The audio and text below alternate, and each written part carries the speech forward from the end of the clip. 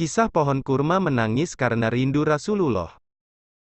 Kisah ini dari Jabir radhiyallahu anhu, ia berkata, Rasulullah shallallahu alaihi wasallam biasa berdiri di atas sebatang pohon kurma ketika berkhutbah.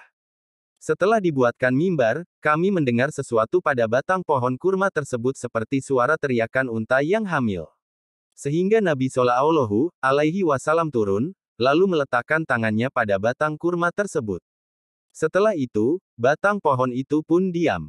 Dalam riwayat lain disebutkan, ketika hari Jumat, Nabi Shallallahu alaihi wasallam duduk di atas mimbar.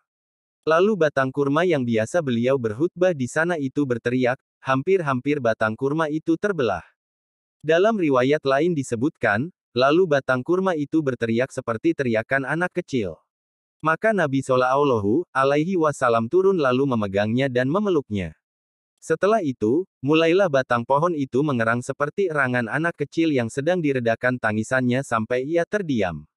Nabi Shallallahu alaihi wasallam lalu bersabda, ia menangis karena zikir yang dulu biasa ia dengar. Hr. Bukhari nomor 2095.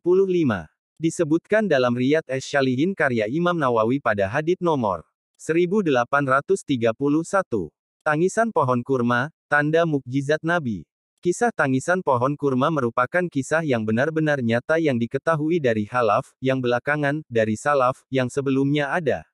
Ibnu Hajar al-Asqalani rahimahullah berkata bahwa ini merupakan tanda kalau benda seperti batang kurma yang tidak bergerak memiliki perasaan seperti hewan, bahkan lebih unggul dari beberapa hewan yang lebih cerdas.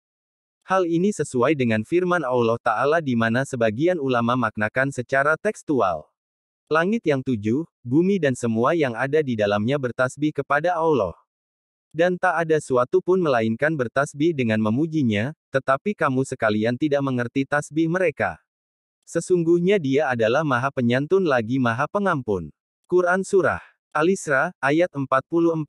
Ibnu Abi Hatim telah menukilkan dari Manaqib Asy-Syafi'i, dari bapaknya, dari Amr bin Sawad, dari Imam Asy-Syafi'i, ia berkata, Allah tidaklah pernah memberikan sesuatu kepada seorang nabi seperti yang diberikan pada Nabi Muhammad. Aku Ibnu Abi Hatim berkata, Nabi Isa diberi mukjizat bisa menghidupkan yang mati.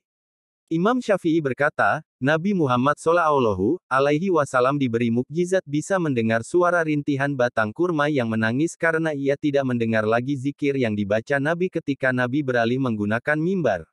Mukjizat ini lebih luar biasa dari mukjizat yang diberikan pada Nabi Isa. Fath al-Bari, 6:603.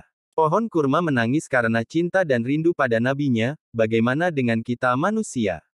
Wahai kaum muslimin, batang kurma saja bisa merintih karena rindu bertemu Rasulullah Shallallahu alaihi wasallam. Kalian harusnya lebih berhak rindu pada beliau. Fath al-Bari, 6:697. Ibnu Katsir rahimahullah mengatakan, jika semua hal-hal tadi lebih dicintai daripada Allah dan Rasul-Nya, serta berjihad di jalan Allah, maka tunggulah musibah dan malapetaka yang akan menimpa kalian. Ancaman keras inilah yang menunjukkan bahwa mencintai Rasulullah Shallallahu alaihi wasallam dari makhluk lainnya adalah wajib. Ingatlah tanda cinta Allah adalah dengan mengikuti tuntunan Nabi Shallallahu alaihi wasallam. Allah Ta'ala berfirman, katakanlah, jika kamu benar-benar mencintai Allah, ikutilah aku, niscaya Allah mengasihi dan mengampuni dosa-dosamu. Quran Surah Ali Imran ayat 31. Sumber, Rumaysyo. Wallahu a'lam bishawab.